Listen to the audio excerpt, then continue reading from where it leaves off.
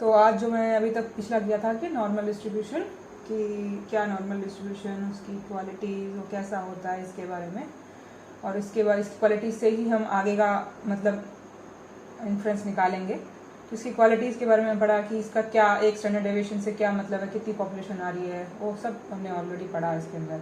तो in other words normal distribution कैसा होता है कुछ पढ़ा हमने।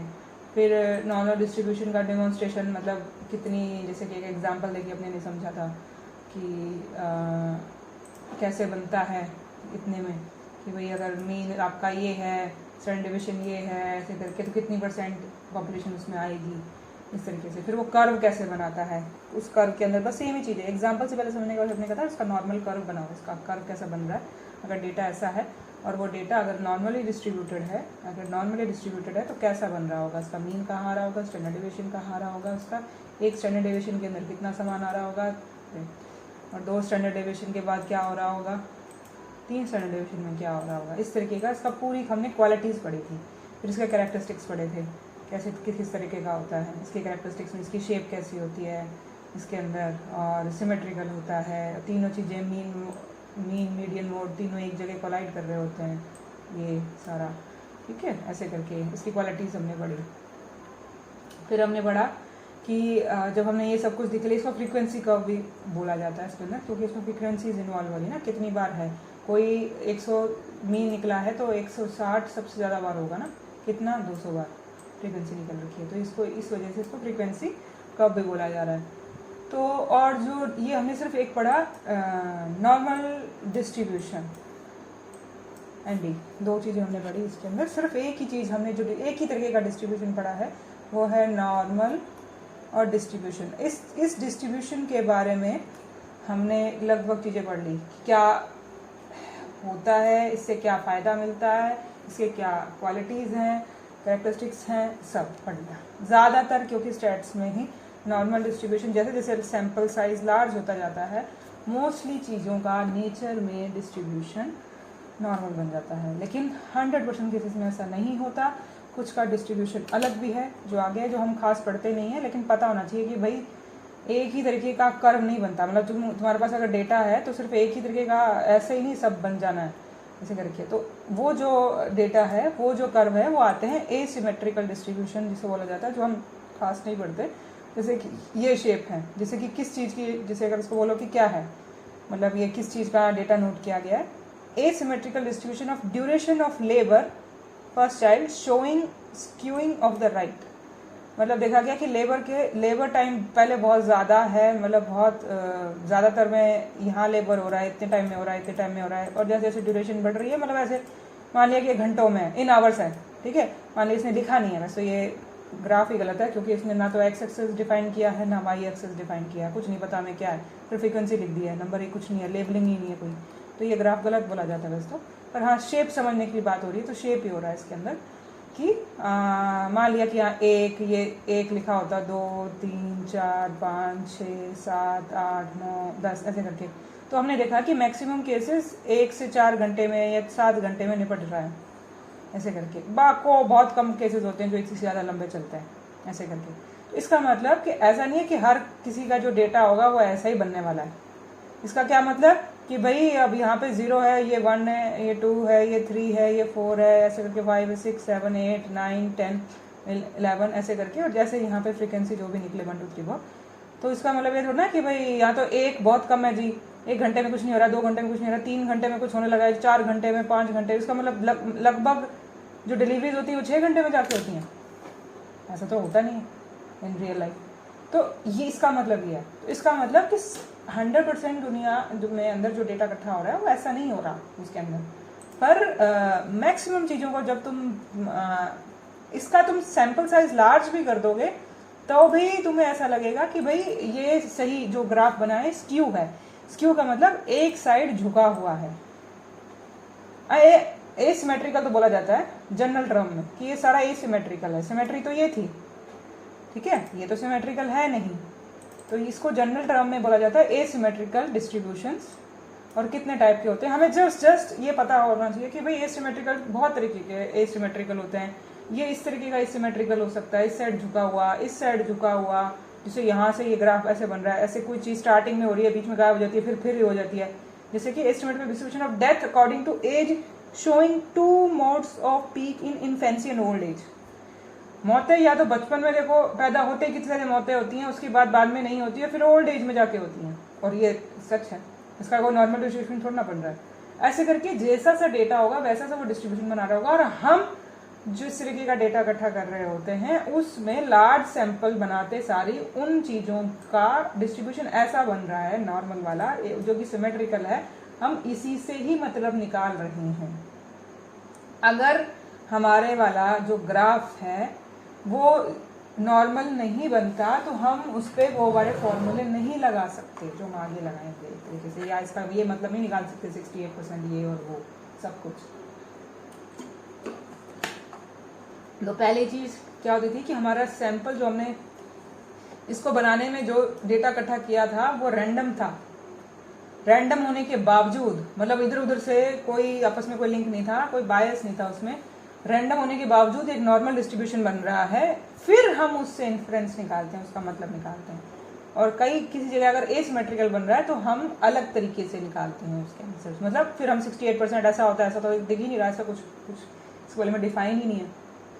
मैक्सिमम केसेस में ऐसा होता है नॉर्मल वाला, इस वजह से लगभग स्टैट्स नॉर्मल पढ़ी जाती है। लेकिन किसी केस में अगर वो अलग है तो अलग भी पढ़ी जाती है। और जो ये वाला डेटा है, ये वाला ग्राफ है normal era, normal probability distribution बोला जाता है कि इसके नीचे का जो एरिया होता है वो प्रोबेबिलिटी के रूप में गिना जाता है। नॉर्मल प्रोबेबिलिटी डेंसिटी फंक्शन ऐसे बोला जाता है। The mathematical expression representing a continuous probability density function is denoted by symbol this. इसमें जैसे कि ये जो ग्राफ है, ये ग्राफ एग्जैक्टली इसके नीचे का जो एरिया है ये, इसे कहा था डेंसिटी, नॉर्मल प्रोबेबिलिटी की डेंसिटी। एक चीज़ को आने की, अगर ये कोई पॉइंट आने की क्या प्रोबेबिलिटी होगी, हम पढ़ेंगे उसको डेप्थ में, बहुत ज़्यादा डेप्थ में नहीं, बस एक पॉइंट है कि भाई ये नॉर्मल डिस्ट्रीब्यूशन के अंदर किसी पॉइंट का आने का क्या चांस है, कि भाई इसका क्या चांस है कि भाई आ सकता है, इसका क्या चांस है ये आ सकता है, इसका क्या चांस है ये आ सकता है। तो इसके चांसेस को निकालने के लिए एक मैथमेटिकल फार्मूला निकाला जाता है, और क्योंकि इसके नीचे वाले सारे एरिया को ये डेंसिटी की तरह देखते हैं। ये सुपर मैथमेटिकल चीज़ है, हमारे लगभग बस पता होता है कि भाई समथिंग कुछ ऐसा होता है, ना पेपर में पूछ रहे ना प्रैक्टिकल में कोई पूछ रहा, और ऐसा कुछ है कि ये फार्मूला है। और लाइफ में ये फार्मूला, लाइफ की बात कर रही हूँ, कि ये जो नॉर्मल डिस्ट्रीब्यूशन बन रहा है किसी भी चीज़ का, उसके नीचे की जो प्रोबेबिलिटी बन रही है, तो अगर तुम देखो कि अगर तुम्हारे रियल लाइफ डेटा के अंदर कोई भी चीज़ नॉर्मल डिस्ट्रीब्यूशन बना देती है,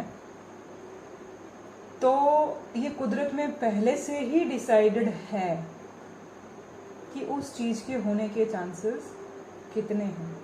वो ये फॉर्मूला बताता है सिंपल टर्म्स में, कि जैसे ये हाइट थी, जिस दिन मैंने बताया था कि हाइट में बोला कि बोला जैसे कि 100 सेंटीमीटर में शुरू कर दिया था कि 10, 20, 30, 40, 50 से करके, या बोला जो भी 175 सेंटीमीटर समथिंग कुछ भी था, ठीक है। तो हमने देखा कि भाई हमने हाइट का अगर बनाया था और बहुत ज़्यादा लोगों की हाइट ली थी, तो हमारा ग्राफ ऐसा बना था। इसका मतलब अगर हाइट हमने यहाँ से कोई 10 या 50 सेंटीमीटर से जैसे भी शुरू करी, सेंटीमीटर करते करते एक जगह पहुँची, मान लिया कि ये 170 सेंटीमीटर था, और करते करते करते करते देखा हमने जितना नापा, तो क्योंकि ये कॉर्नर्स कभी इसके टच नहीं होते हैं, तो इसको बोला जाता है इन्फिनिटी पे जाके ये ग्राफ इसको टच करता है।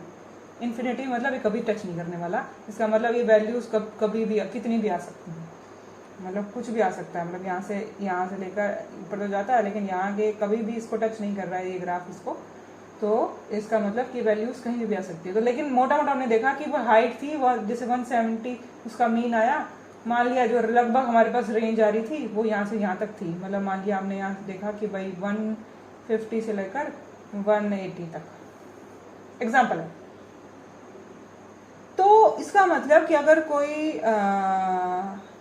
उस और नॉर्मल डिस्ट्रीब्यूशन बन रहा है उस चीज़ का, तो इसका मतलब कि भाई अगर तुम किसी का सुनो और वो कहो कि यार उसकी, तुम एक बंदा सुनो कि भाई तुम्हारी क्लास में, पड़ोस में, घर में, कई रिश्तेदारों में, कि उसकी हाइट तो 150 है सेंटीमीटर, मान लिया कि भाई 4.5 फीट है, मान लिया एग्जाम्पल दे रहा हूँ, इसको कन्वर्ट करने का चलेगा क्या, तो तुम्हें खुद ही बता रहे यार ये तो बहुत ही रेयर चांस है, इतनी कम हाइट, इतनी तो किसी की होती ही नहीं है।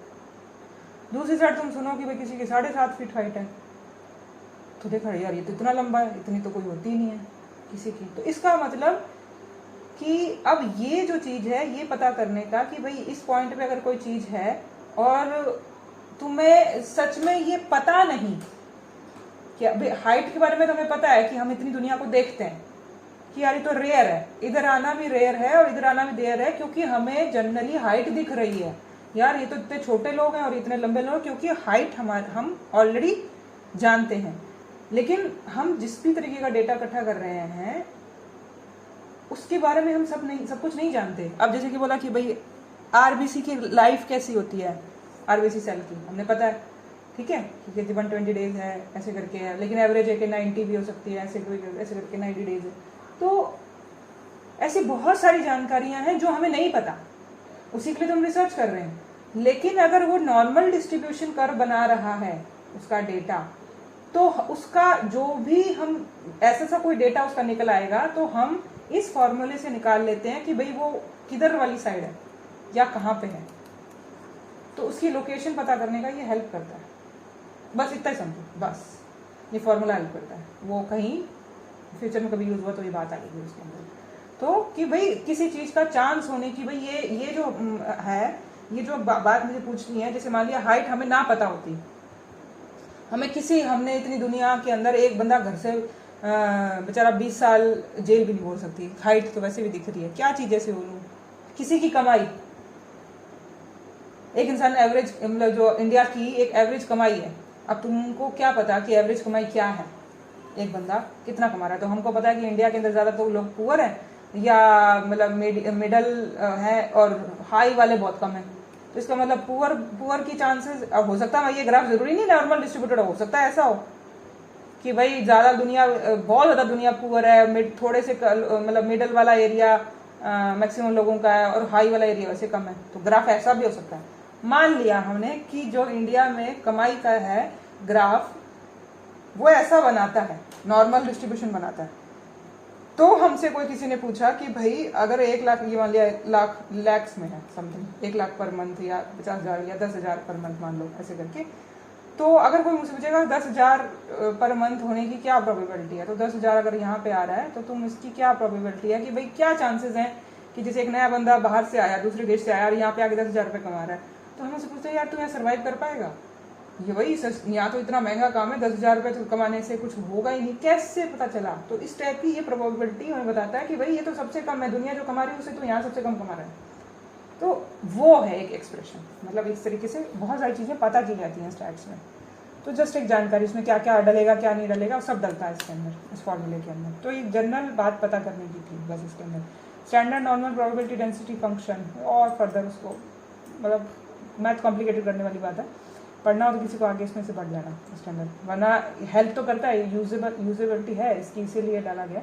हाँ, कल को अगर किसी फॉर्मूले और उसमें आएगी तो मैं तुम्हें डेप्थ में बता दूंगी, अभी सिर्फ इतना बताओ कि ऐसा कुछ है बस, ताकि मैं तुमको इसमें कि भाई ये इसमें ग्राफ में आया था कहीं पे। फिर है ये प्रॉब्लम्स, न्यूमेरिकल सही कुछ जरूरत नहीं है। बीच में मैंने तुमको निकालना बताया था जेड स्कोर, क्योंकि कैसे पता चल रहा है ये वाली चीज़ जो मैं प्रोबेबिलिटी की बताने की कोशिश कर रही हूँ, तो इसमें मैं दिखा रही हूँ ना जेड स्कोर यूज़ हो रहा है, ये वाली चीज़ें जेड स्कोर यूज़ हो रहा है इसके अंदर।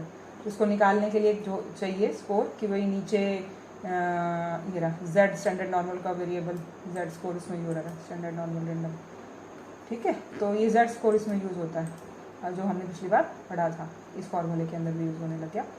तो वो क्या है, क्योंकि ये जो लोकेशन मैं बता रही हूँ कि कोई चीज़ यहाँ या यहाँ है, तो वो जेड स्कोर में बताई जाती है उसका, ये नहीं बताया जाता कि जैसे कि 160 जैसे 150 से 180 है जी, तो ये तो एक की है, दूसरे की अगर मतलब एक किसी ने डेटा इकट्ठा किया है रेंज निकालने का, 2 लोगों ने डेटा इकट्ठा किया है, उसकी रेंज यहाँ से मतलब हाइट उसने एक या तो बहुत लार्ज सैंपल हो, जैसे हम यूनिवर्सल सैंपल, उसने यूनिवर्सल रेंज निकाल दी है, और तो ये इसी से निकालेंगे आंसर, जो भी नया किसी नए बंदे के बारे में पता करना चलेंगे। जैसे कि हाइट है जो बहुत स्टडी हो चुकी है अलग अलग एरिया के हिसाब से, जैसे कि पंजाबीज की अलग है, बंगालीज की अलग है, महाराष्ट्रियंस के अलग है, गुजरातीस के अलग है। तो ऐसे करके इतनी सारी स्टडी हो चुकी है कि अब कोई पूछता है कि भाई ये बंदा पंजाबी है और इसकी हाइट इतनी है, तो हम ये एवरेज से कम है।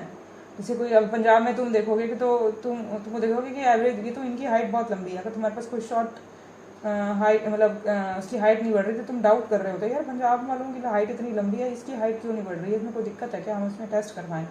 तुम्हारा अलार्मिंग बनता है ऐसे करके। लेकिन ऐसे कोई रेंज क्योंकि बहुत रिसर्चेस हो चुकी हैं, तो ये यूनिवर्सल रेंज डिसाइड हो चुकी है। लेकिन ऐसे बहुत से केसेस होते हैं जहाँ पे अभी किसी चीज़ की यूनिवर्सल रेंज डिसाइड नहीं हुई है। तो बहुत सारे एक्सपेरिमेंट्स में एक एक्सपेरिमेंट कोई अलग रेंज बता रहा है, दूसरा एक्सपेरिमेंट कोई अलग रेंज बता रहा है उसके अंदर। तो वो क्या किया जाता है कि वो देखा जाता है जेड स्कोर के जरिए कि वो कितना दूर है समथिंग, मतलब जेड स्कोर बताने का। क्योंकि याद है जेड स्कोर में क्या बताया था कि तुम्हें लोकेशन डिसाइड करने में हेल्प करता है कि दो चीज़ों में, दो अलग अलग ग्रुप्स में उस वर्डिंग की, उस एक्स की जो हम ढूंढ रहे हैं लोकेशन क्या है, ये रही एक्स, ये रहा। जैसे कोई ग्राफ है, उसके अंदर हम जैसे बोला था कि ये 160 मान लो, 170 इधर मान लो, 150 इधर मान लो। मैंने बोला था कि ये एक ग्राफ है, दूसरा ग्राफ कोई और है, इसमें कोई रेंज कोई और है, मीन उसका कुछ और निकला है। मान लिया कि 155 मीन था और इसकी रेंज समथिंग ये 170 भी हो सकती है इसकी रेंज, पर मीन इसका ये 170 इसकी रेंज हो सकती है। मान लिया कि ये इस साइड 145 है, कुछ भी हो सकती है उसके अंदर। तो अगर मैंने बोला कि 166 कहाँ है, लाई कर रहा है, तो तुमको जो उसकी लोकेशन है सिर्फ यहाँ से पता चलेगी। 166 के बाद में 6 पॉइंट आ गए जी यहाँ पे, और यहाँ देखोगे कि 155, 160, 177 यहाँ लाई कर रहा है जी। तो दोनों ये इसकी लोकेशन इस मीन के पास है इस ग्राफ में, इससे बहुत दूर है। लेकिन ये क्या दूर है, ये जो डिस्टेंस है ये कितना है, ये कितना है, इसका जो कैलकुलेशन होता है उसे कहा जाता है जेड स्कोर, कि क्या कितना है। तो वही जो एक्स वैल्यूज़, जो वैल्यूज़ हैं ये वाली, इसकी एक्स एक्सिस के ऊपर लोकेशन मीन से कितना दूर है उसे बोलते हैं जेड वैल्यूज़। ये यूज़ होते हैं और यही आगे जाके हर मतलब फॉर्मूले में जेड निकालो जी, पहले जेड निकालो ऐसे करके, और उसी से हम लोकेशन डिसाइड करेंगे। तो ये अभी तक हमने पढ़ा था, पिछला जो मैंने रिवाइज करवाया कि नॉर्मल डिस्ट्रीब्यूशन के बारे में ऐसे बहुत सारे और डिस्ट्रीब्यूशन, उसमें से अब दो चीज़ों को कंपेयर करने के लिए एक जेड पे उसकी लोकेशन, उसकी एक्स एक्सिस पे लोकेशन, जिसे हम जेड बोलते हैं। आज जो हम करने वाले हैं वो इसके आगे है। आगे क्या है, तुम्हें वो ऑलरेडी मैंने वो चीज़ें बता रखी हैं, लेकिन थोड़ा सा वर्डिंग्स में डाल दूँ क्योंकि और काम आती है तुम्हारे। वेरिएबिलिटी के बारे में, वेरिएबिलिटी क्या है उसके बारे में हम जो नया डेटा करने वाले हैं वो है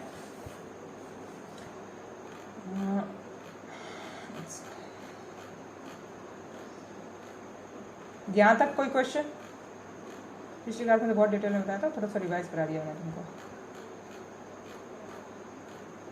एक दो वीडियोस और देख लेना, बहुत इजी है, ऐसा कुछ नहीं है कि बहुत ज़्यादा कोई कॉम्प्लिकेटेड स्टफ है ये।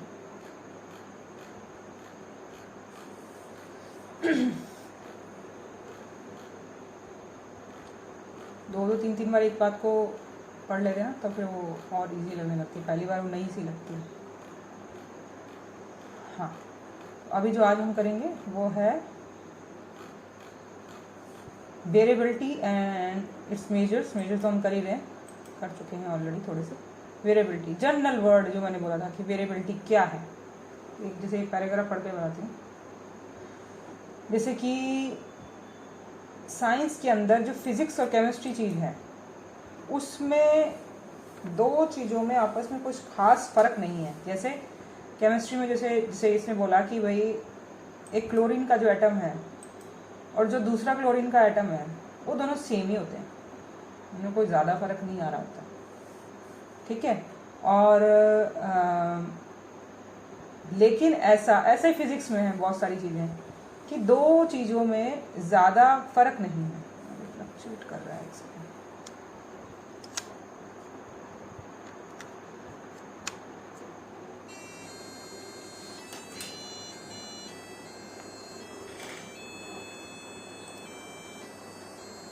तो उसमें अरे अच्छा क्या मालूम चलेगा, ठीक है।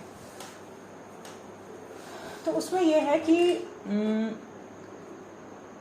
वेरिएबिलिटी में ज़्यादा फर्क नहीं है फिजिक्स और केमिस्ट्री में, कि दो चीज़ों को जो तुम कंपेयर करने की कोशिश कर रहे हो तो लगभग जो चीज़ें हैं वो सेम जैसी ही हैं, सेम जैसी ही हैं, तो उसमें ज़्यादा दोनों में फ़र्क नहीं आ रहा। लेकिन बायोलॉजी में ऐसा नहीं है, बायो के अंदर हर चीज़ में वेरिएबिलिटी है। चाहे तुम उसको मेजर कर रहे हो, किसी चीज़ से नाप रहे हो, फीते से नाप रहे हो किसी चीज़ को, जैसे हाइट को नाप रहे हो, ठीक है, वे उसके अंदर किसी तरीके से, या तुम उसको काउंट कर रहे हो ऐसे करके, तो उसकी भले क्वालिटी नोट कर रहे हो, बोले तो उसकी क्वांटिटी नोट कर रहे हो, हर चीज़ में बहुत ज़्यादा वेरिएबिलिटी है। सिर्फ ऐसा नहीं है कि दो अलग अलग लोगों में, कि एक पर्सन से दूसरे पर्सन के अंदर ये एक आदमी है और उससे इसका कुछ भी चीज़ का तुमने डेटा नोट किया है और दूसरे आदमी का सेम ही चीज़ का डेटा नोट किया है, तो दोनों में फ़र्क है, इन दोनों के अंदर। ये फ़र्क दो लोगों के अंदर भी नहीं है, एक ही बंदे के अंदर अगर तुम अलग अलग टाइम पे कर रहे हो तो भी गड़बड़ है। तो बहुत जगह है जिसे इसका मतलब कि बहुत चीज़ बहुत वेरी करती है बायोलॉजी के अंदर। जैसे कि इसने बोला कि भाई एक टाइफाइड को ठीक करने वाली अगर कोई मेडिसिन है तो अलग अलग पेशेंट में अलग अलग तरीके से वो काम कर रही है। इवन कि अपने तो है ही होम्योपैथी में, एलोपैथी में भी वो देखते हैं कि भाई ये सेम तरीके से काम नहीं करती है। तो मीन हाइट है जैसे स्टूडेंट्स की सेम है, ऐसे करके बहुत एग्जाम्पल है, ऐसे करके बर्थ रेट है या कुछ भी है, तो बहुत कुछ वेरी कर रहा है। सिर्फ ऐसा नहीं कि फिजिकल चीज़ें वेरी करती है, मेंटल तो करती ही करती हैं। दोनों लोगों का इंटेलेक्ट एक जैसा नहीं है, बिहेवियर एक जैसा नहीं है, टेंडेंसीज एक जैसी नहीं है, तो इसका मतलब तुम दो लोगों को कंपेयर कैसे करोगे? ये एक इस बंदे को इस बंदे से कंपेयर करना हो, हम तो होम्योपैथी के अकॉर्डिंग के लिए इंडिविजुअल है जी, हम कंपेयर ही नहीं कर सकते। लेकिन कुछ चीज़ों को कंपेयर कर रहे हैं, इंडिविजुअलिटी के अकॉर्डिंग तो हम कर ही नहीं रहे, कुछ चीज़ों को तो हम पकड़ रहे हैं कंपेयर करने के लिए। तो किस कॉमन ग्राउंड्स पे हम कंपेयर करेंगे? एक है कि भाई मैप पे करो, दो देशों को कंपेयर करो जी, कौन सा बेटर है, इंडिया बेटर है कि अमेरिका बेटर है? अब इंडिया और अमेरिका अगर हम दो देशों को कंपेयर करने की कोशिश करेंगे तो हम कंपेयर किस ग्राउंड पे कर रहे हैं? हम बोलते हैं कि भाई कंपेयर करने के तरीके बताओ, ऐसे क्या बनाओगे? क्षेत्रफल के हिसाब से कर रहे हो, पॉपुलेशन के हिसाब से कर रहे हो, कमाई के हिसाब से कर रहे हो, तो किस ग्राउंड पे कर रहे हो? क्या कर रहे हो? वो ग्रोथ कर चुका है, डेवलप्ड है, और हम अभी डेवलपिंग हैं, ऐसे करके। तो फिर मतलब क्या कर रहे हैं? तो कॉमन ग्राउंड तो कोई ढूंढने पड़ेगा ना, किस चीज़ पे करने वाले हैं। तो सेम वो चीज़ है कि हम दो लोगों किसी भी चीज़ को कंपेयर कर रहे हैं, अगर दोनों के अंदर वेरिएबिलिटी इतनी ज़्यादा है तो उसके अंदर कंपेयर करने वाले ग्राउंड्स ढूंढने पड़ते हैं कि क्या से किया जाएगा। तो वेरिएबिलिटी में तो देखा जाए कि वेरिएबिलिटी होती कैसी कैसी है, बायोलॉजिकल, रियल और एक्सपेरिमेंटल। ये ऑलमोस्ट चीज़ें मैं तुमको बता रखी है, बस एक थ्योरेटिकल फ्रेमवर्क में तुम्हें समझा रही हूँ मैं। बायोलॉजिकल मतलब कि भाई इंडिविजुअल के अंदर जो इंडिविजुअल सिमिलर एनवायरनमेंट में रह रहे हैं, लेकिन किसी भी चीज़ में अगर उसके एट्रीब्यूट्स को कंपेयर कर रहे हो तो दोनों में डिफरेंस आ रहा है। अगर दो अलग अलग इन्वायरमेंट में रह रहे हैं तो आएगा ही आएगा। जैसे कि एक गुजरात में रहने वाला बंदा और एक पंजाब में रहने वाले बंदे को तुम कंपेयर करोगे, अगर कहोगे दोनों की हाइट कंपेयर करो जी, भाई दोनों की हाइट में फ़र्क है, क्लियर है उसके अंदर, तो ऐसे करके। तो लेकिन अगर एक ही एनवायरमेंट में रहने वाले हैं, जैसे पंजाब के लोगों का अगर तुम कंपेयर कर रहे हो तो तुम आपस में यहाँ कंपेयर करोगे कि भाई एक ही तरीके के एनवायरमेंट में रहने वाले लोगों का आपस में हम कंपेरिजन कर रहे हैं, और फिर भी अगर उनमें कोई फ़र्क आ रहा है तो हम कहते हैं कि भाई बायोलॉजिकली थोड़ा बहुत डिफरेंट है, वरना सारे पंजाबी होते तो लंबे ही हैं, ऐसे करके। तो ऐसे गुजरात के लोगों का तुम आपस में कंपेयर कर रहे हो तो देख रहे हो कि कुछ थोड़े से उसके अंदर भी इसका कुछ ग्राफ बनेगा उसका, कि भाई उसमें से भी गुजराती का सारा डेटा इकट्ठा किया, पता चला उसमें से भी कुछ सबसे छोटे हैं और कुछ उनमें सबसे लंबे हैं, पता चला जो ये वाले लंबे हैं और ये जो पंजाबीज हैं इनमें फिर भी फ़र्क है, ऐसे वाले। तो एक सेंस बनता है। तो जो ये है कि इंडिविजुअल लेवल पे भी और सिमिलर एनवायरनमेंट्स में भी अगर डिफरेंस मिल रहा होता है उससे हम बायोलॉजिकली बोल रहे होते हैं कि भाई बायोलॉजिकल लिमिट्स में है, उसको तुम अलग से मत समझो कि भाई सच में कोई बहुत बड़ा चेंज है किसी चीज़ का। तो इसको जो नापने के लिए हम जैसे इसमें बोला था कि the limits of variability of a variable character from the mean and the proportion of population can be studied by the application of certain principles of variation, जैसे नॉर्मल डिस्ट्रीब्यूशन और रेंज, जो मैंने अभी तुमको करके दिखाया कि इस तरीके से हमने कैसे समझा, इस वजह से कि भाई कितना का फ़र्क है। तो ये जो वेरिएबिलिटी को समझने के लिए हमने नॉर्मल डिस्ट्रीब्यूशन और रेंज का यूज़ किया है इसको समझने के लिए। तो और उसके बाद में जो आगे इसकी कैलकुलेट करते हैं कि किस तरीके से, जैसे कि एक्सटेंट ऑफ वेरिएबिलिटी, एक तो ये द लिमिट्स, जो वर्ड से याद करने वाले हैं, जो लाइन में तुम्हें पढ़ाना चाहती हूँ, द लिमिट्स और variability of a variable character from the mean and the proportion of the population can be studied by application of this. Proportion कितने मात्रा में लोग इधर हैं, कितनी मात्रा में लोग इधर हैं, कितनी मात्रा में लोग इधर हैं, ऐसे करके। तो लिमिट्स पता करने के लिए और प्रोपोर्शन पता करने के लिए हम नॉर्मल डिस्ट्रीब्यूशन रेंज कर रहे हैं।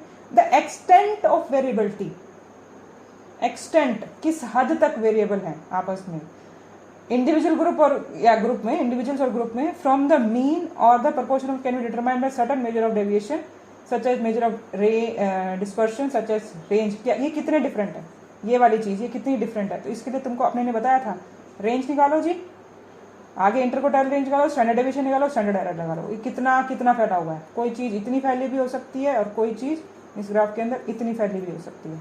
तो ये वाली इस हिसाब से कि कितना है तो दिखता नॉर्मल रेंज और ये, लेकिन उसके बाद में तुमको फैलाव बहुत पता करना है। ये हम मैथमेटिकली निकालते हैं, ऑलमोस्ट ये तुमको बता चुके थे।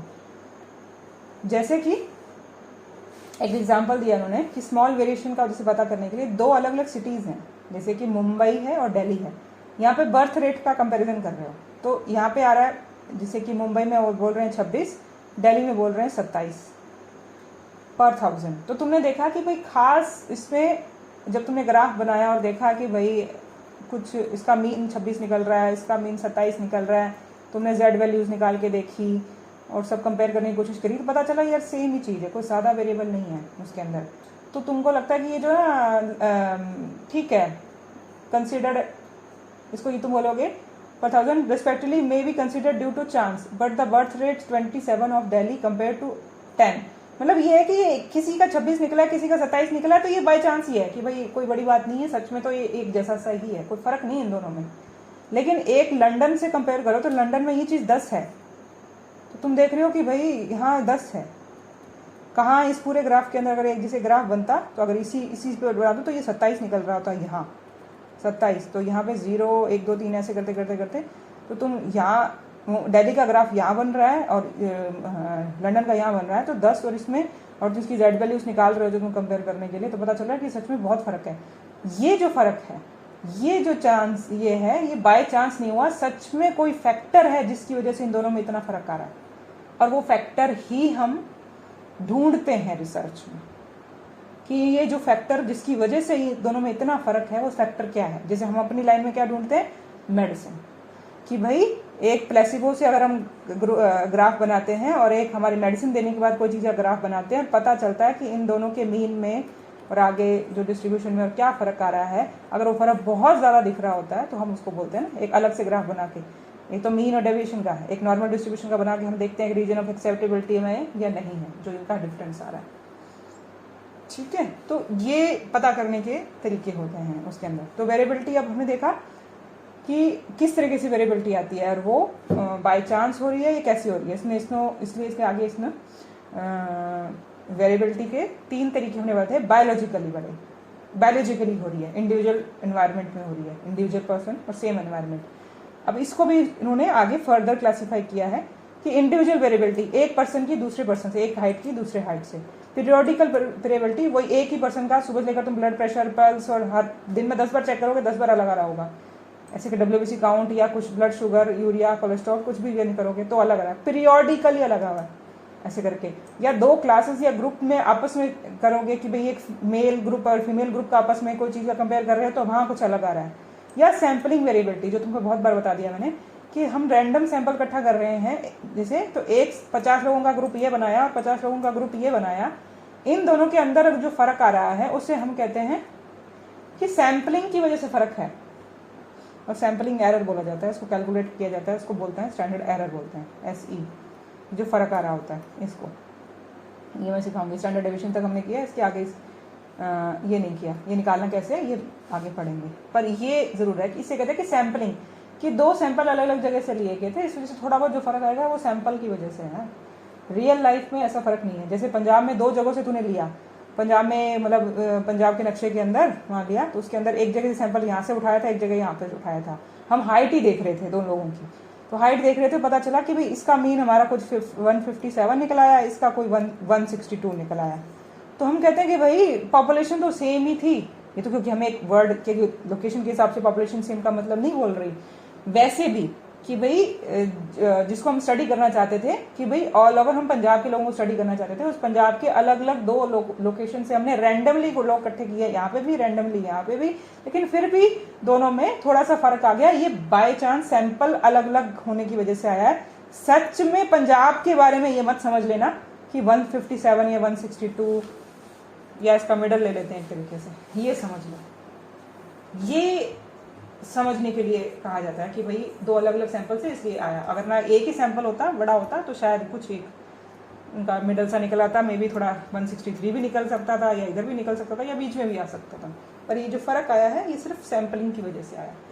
तो देखा कि बायोलॉजिकली की वेरिएबिलिटी के अंदर भी इंडिविजुअल लेवल पे, पीरियोडिकल लेवल पे, क्लास ग्रुप के लेवल पे और सैंपलिंग की वजह से है। अब आया रियल वेरिएबिलिटी, कि अभी तक तो ये जो वेरिएबिलिटी हमने देखी है बायोलॉजिकल, जिसे हम इग्नोर करते हैं कि भाई ये तो नॉर्मल सी बात है, ये कोई बड़ी बात नहीं है, कोई ज़्यादा फर्क नहीं है, जिसे हम बायोलॉजिकल वाले को एक तरीके से इग्नोर कर रहे होते हैं कि भाई पीरियोडिकल ये दिन में 4 बार बीपी चेक करोगे, अलग लगा रहा है, इसका मतलब ये सुनना कि तुम्हें बीपी है। ठीक है, पल्स रेट तुमने 4 बार चेक करी, पल्स में किसी दिन ज़्यादा हो रही है, कभी शाम को कम हो रही है, खाने के बाद ऐसी हो रही है, शुगर ऐसी हो रही है, तो इसका मतलब ये नहीं कि तुम्हें डायबिटीज़ है। तो ये जो बायोलॉजिकल वेरिएबिलिटी होती है इसे हम साइड में कर देते हैं, उसे हम रियल डिफरेंस नहीं बोलते कि सच में कोई प्रॉब्लम नहीं है। जो सच वाली प्रॉब्लम है वो ये होती है रियल वेरिएबिलिटी, जो सेकंड नाम है, कि जब डिफरेंस बहुत ज़्यादा आ जाए, डिफाइन लिमिट से बाहर चला जाए, जो यूनिवर्स ने डिवाइड करी थी। यूनिवर्स मतलब जो मैंने बोला बहुत लंबे बड़े सैंपल ने डिफाइन करी है, उससे कुछ ज़्यादा ही बाहर हो जाए, प्लस में हो जाए या माइनस में हो जाए, उसे कहते हैं रियल डिफरेंस। जो हम अपनी मेडिसिन से निकालने की कोशिश करते हैं कि रियल डिफरेंस है, तो हम बोलते हैं कि वो हमारे रीजन ऑफ रिजेक्शन में आ गया है। अगर रियल डिफरेंस नहीं है, बायोलॉजिकली वेरिएबिलिटी है, वो यहाँ होती है रीजन ऑफ एक्सेप्टेंस में। ठीक है, तो बायोलॉजिकल वेरिएबिलिटी को हम बड़ी बात नहीं मानते और कहते हैं कि भाई ये कोई फर्क नहीं है। लेकिन अगर कोई मेजर ही फर्क है तो उसे बोलते हैं रियल वेरिएबिलिटी, और वो हमारी हम कंडीशन में कोई नई मेडिसिन देने के बाद रियल वेरिएबिलिटी ढूंढते हैं। यार सच में मेडिसिन ना होती तो ये फर्क ना आता, बायोलॉजिकली होता, इतना सा फर्क था। जैसे कि भाई घर बैठ के किसी को बीपी था, उसने लो बीपी था, उसने नमक घोल के पी लिया, वो ठीक हो गया। ये तो नॉर्मल सही बात है कि डॉक्टर साहब थोड़ी सी घबराहट होती है, नमक पी के इसका चल जाता है, ये रोज चाहिए। लेकिन अगर वो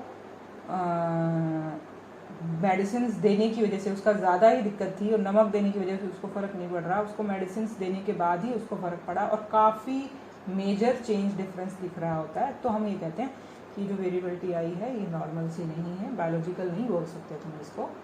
और या फिर वो सो के उठ गई तो उसका भी ठीक हो गया जी, 2 दिन रेस्ट कर लिया ऐसे करके। ठीक है, कईयों को क्या होता है कि टांगे ऊपर कर लेते हैं, थोड़ा सा प्रेशर ठीक हो जाता है उनका, तो उसमें इनका लग जाता है, सो गए, ठंड में लेट गए, कईयों का लो बीपी हो रहा है तो वो गर्मी मांग रहे होते हैं, टेम्परेचर सेट कर लिया, मतलब किसी न किसी तरीके से वो सेटिंग कर ली।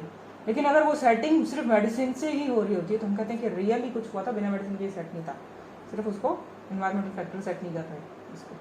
तो रियल वेरिएबिलिटी हम अपनी मेडिसिन के लिए ढूंढ रहे होते हैं, जो वैक्सीनेटेड है, नहीं वैक्सीनेटेड या समथिंग, उसके एग्जाम्पल इसमें दे रखे हैं। जैसे कि एक एग्जाम्पल उन्होंने दिया है कि जो बस का ड्राइवर होता है और जो कंडक्टर होता है, उन दोनों का अगर देखा गया कि भाई बस ड्राइवर्स के अंदर ज़्यादा हार्ट डिजीज़ पाई जाती है, कंडक्टर्स में होती इतनी हार्ट डिजीज़ नहीं पाई जाती। क्यों?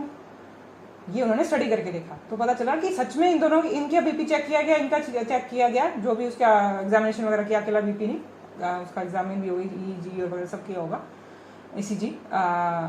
तो उसमें देखा गया कि भाई इनको ज़्यादा हार्ट की प्रॉब्लम आ रही है, इनको नहीं आ रही। तो दोनों को कंपेयर करके देखा गया कि मतलब डिफरेंस बहुत ज़्यादा है, इसकी मीन वगैरह में, इसकी मीन वगैरह में बहुत ज़्यादा डिफरेंस आया होगा। तो पता चला होगा कि भाई इसका मतलब सच में कोई डिफरेंस है। फिर इन्होंने आगे रीज़न एक्सप्लोर किए कि भाई इतना बड़ा डिफरेंस है तो क्या है। फिर पता चला कि भाई जो ड्राइवर होता है ये इस पर ज़्यादा प्रेशर होता है कि भाई टेंस सिचुएशन में रहता है, इसको फोकस करना पड़ता है, एक्सीडेंट ना हो जाए। लेकिन ये तो अंदर ही घूमता, कंडक्टर तो अंदर ही घूमता रहता है, उनसे पैसे कलेक्ट करने, गप्पे मारने हैं, तो उसका मूड सेट रहता है, इसको बैठने को भी मिलता है, खड़ा हो लिया सारा दिन बैठे में ही रहना, तो इतनी टेंस सिचुएशन नहीं होती। तो मतलब आगे ढूंढा गया, फर्दर उसका इन्फ्लुएंस आगे मतलब निकाला गया एक तरीके से। ठीक है, तो ये सेकंड टाइप की होगी रियल वेरिएबिलिटी जो हम ढूंढ रहे होते हैं। फिर आती है एक्सपेरिमेंटल मतलब जो ड्यूरिंग एक्सपेरिमेंट कर, ये तुमको ऑलरेडी बता चुकी हूँ, सिर्फ थ्योरी बता रही हूँ कि ड्यूरिंग एक्सपेरिमेंट करते हुए किसी मटेरियल या मेथड या प्रोसीजर के अंदर कोई गड़बड़ हो जाए, गड़बड़ कहाँ से हो सकती है कि या तो ऑब्जर्वर के द्वारा हो जाए, इंस्ट्रूमेंट्स के द्वारा हो जाए, या सैम्पलिंग के द्वारा हो जाए। ऑलमोस्ट इनको चीज़ें मैंने बता रखी हैं। जैसे ऑब्जर्वर के द्वारा क्या हो जाए कि सब्जेक्टिव, कि भाई इंटरव्यू करने वाले ने कुछ इंटरप्रिटेट ही गलत कर दिया। ऑब्जेक्टिव कि भाई ऐसे बोला जाएगा कि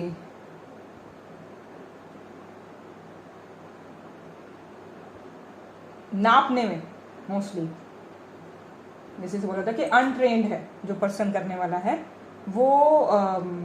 ऑब्जेक्टिव सब्जेक्टिव का मतलब है कि इंटेलेक्ट से मोस्टली, या जैसे बोला ही में इवन आस्क, कुछ एम्बैरेसिंग क्वेश्चन पूछे जो उन्होंने सही इन्फॉर्मेशन मिली नहीं, ऐसे करके।